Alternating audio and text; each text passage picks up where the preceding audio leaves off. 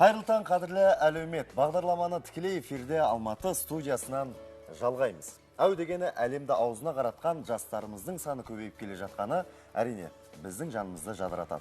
Бүгін студиямызда қонақта жалынды, дарынды жастар. Барша көрерменге қайырлы таң. Қымбатты көрермен, Алматыда музыкалық білім беру мамандығында оқитын студенттер әйгілі Фин полкасы шығармасын орындап, ғаламторда санаулы күнде-ақ 76 миллион қаралым жинап үлгерді. Өздеріңізде куәгер болған шығарсыздар. Дәл сол талантты жастар бүгін біздің студиямызда бізбен бірге. Енді ең алдымен сол бір вирусты болған видеоны тамашалап алайық, одан кейін жастармен әңгімелесеміз.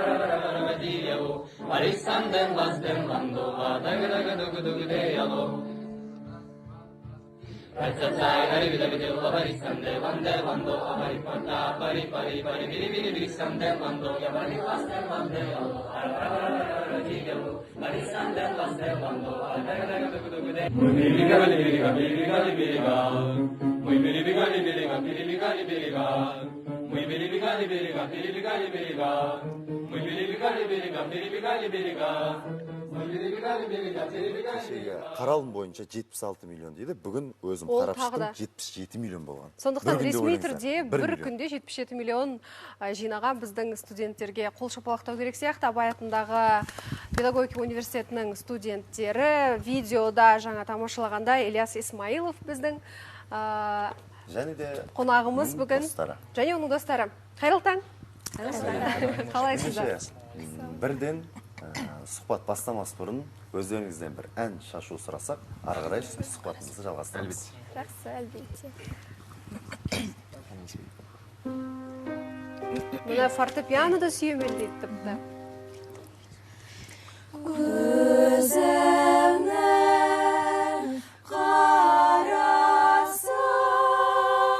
көңілімнің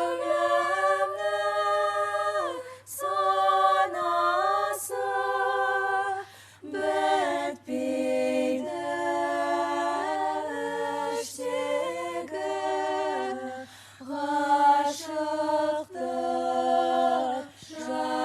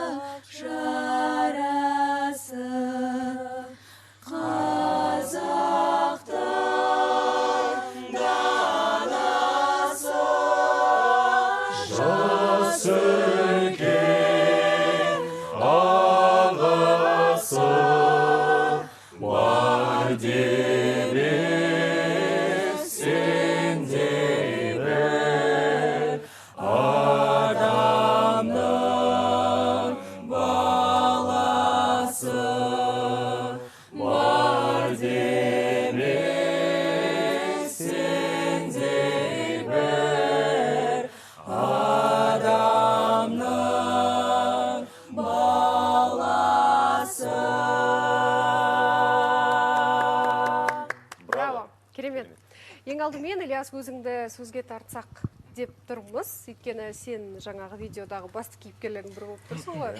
Негізі, сіздер музыка пәнінің мұғалімісіздер, ұстазсыздар, иә, болашақта. Бұндай видео түсіру, жалпы ән айту қалай ойға келді? Мақсат қандай болды? Негізі мен бұлай атып кетеді деп ойлаған жоқпын. Мақсат негізі танылу ғой, негізі. Кішкене қобалжып тұрмын. Қобалжыма енді қазір қуана берсең болады. Менің ойымша тек қана Қазақстан ғана емес, бүкіл біздің алыс жақын шетелдегі мемлекеттерге де танымал болдың. Өйткені 77 миллион деген ол білмедім. Енді Ильяс, болашақта музыка пәнінің мұғалімі болып жұмыс істегің келе ме? Ниет бар ма? Негізі ниет бар, иә. Әлде әнші болғыларың келе ме? Басты біздің мақсат арманым, мен бала кезімнен келе жатқан арманым сол. Негізі әнші болу. Енді кеше TikTok-тан парақшаңды қарасақ, керемет бір даусың бар. Неге басқа университеттеріне, академияға мүмкін, консерваторияға тапсырып көрмеймін? Тапсырып көрмегенде негізі мен бардым. мүмкіндік тағдырдың жазуы қалай болды, солай болды дейсің ғой. Өте дұрыс, қалай болғанда да шын талант, ол қайда оқыса да жарып шығады. Мінекей соған бір дәлел болып тұр бүгінгі біздің жастар. Енді жалпы әлеуметтік желінің көмегі қандай қазіргі жастарға? Тез танылудың кері әсері барын білесіздер ме? Тез танылып, тез ұмытылуға болады. Иә, тез танылып, тез жұлдыз сияқты, тез жанып тез өшуге болады. Сондықтан не істейсіздер өшпеу үшін? Иә, негізінде жаңағы тез жанған оттың өшуі де тез болады дейді ғой.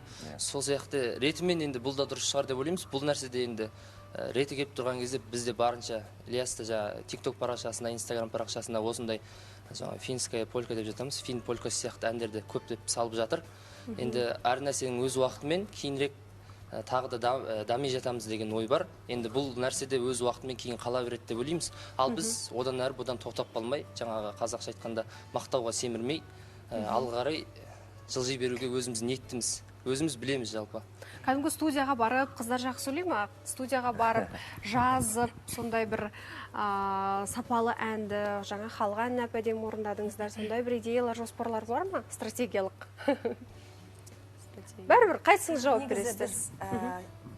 Алдағы уақытта және осы хор ұжымы бойынша студияға барып, хор әнімізді де дауысқа жаздырамыз.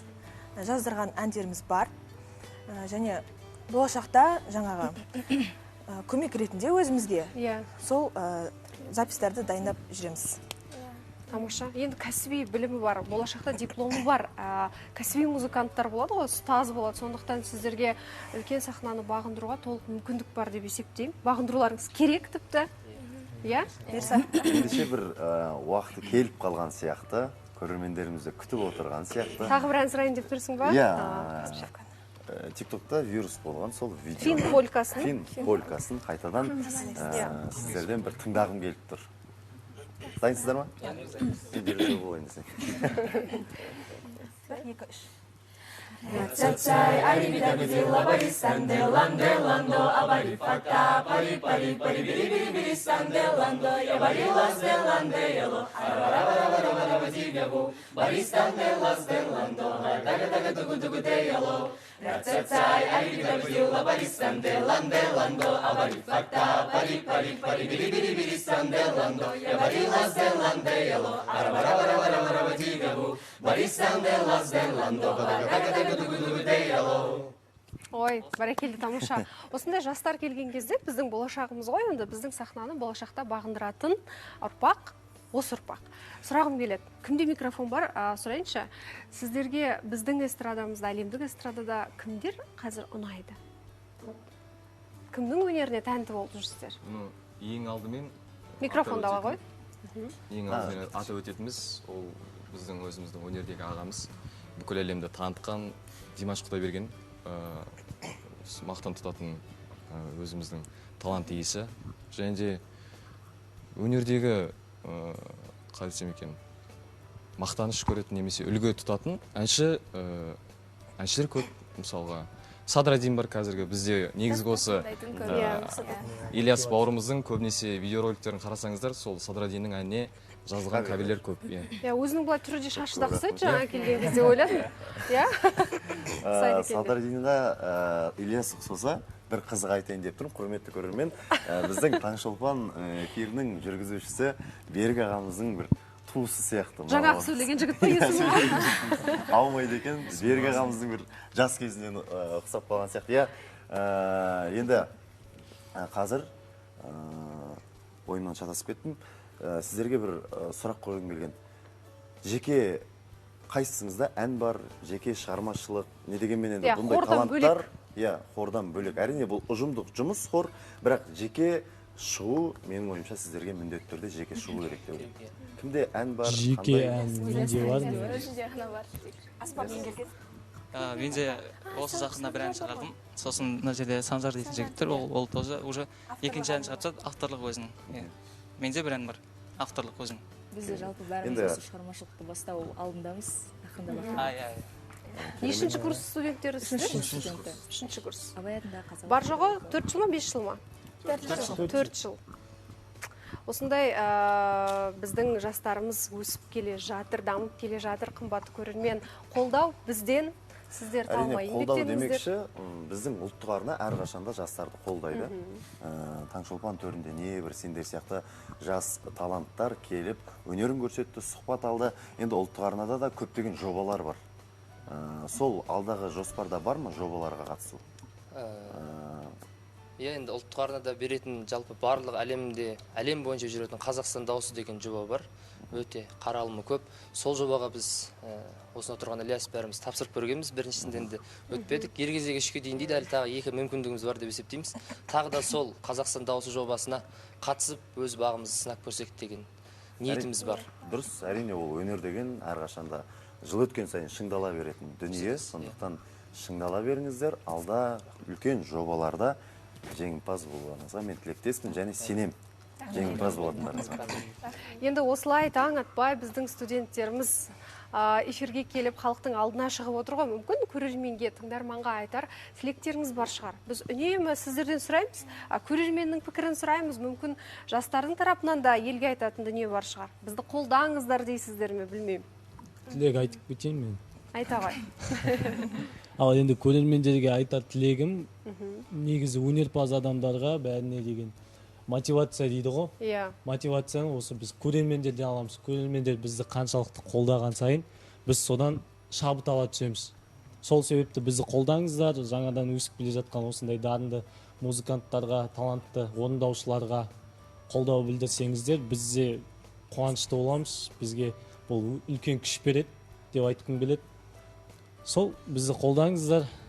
Тамаша, рахмет. Міне, алып қосарымыз жоқ.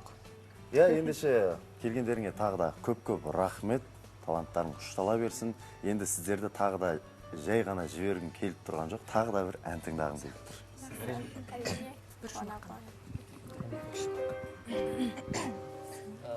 Онда сіздерді ән сұрағаннан кейін енді халық қаласы хан түйесін сояды дейді. Сіздердің құрметтеріңізбен қазақ вальсінің королі болған Шәмші Қалдаяқовтың әні сөзі Сабырхан Асановтікі «Сағынышым менің» деген керемет лирикалық вальс ырғағындағы бір. Соның бір шумағын орындап берейік. Қымбатты көрермен, вальс ырғағындағы әдем әнді сіздер тыңдап, жұмысқа, сабаққа жинала беріңіздер.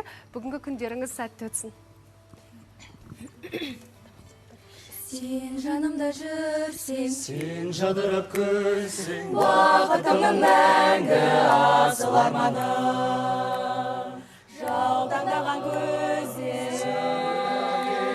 шаттығымды елден жасыра алмадым. Желбіреген гүлден жеке шыққан гүл, сағындым жайнап тұр жалғымда.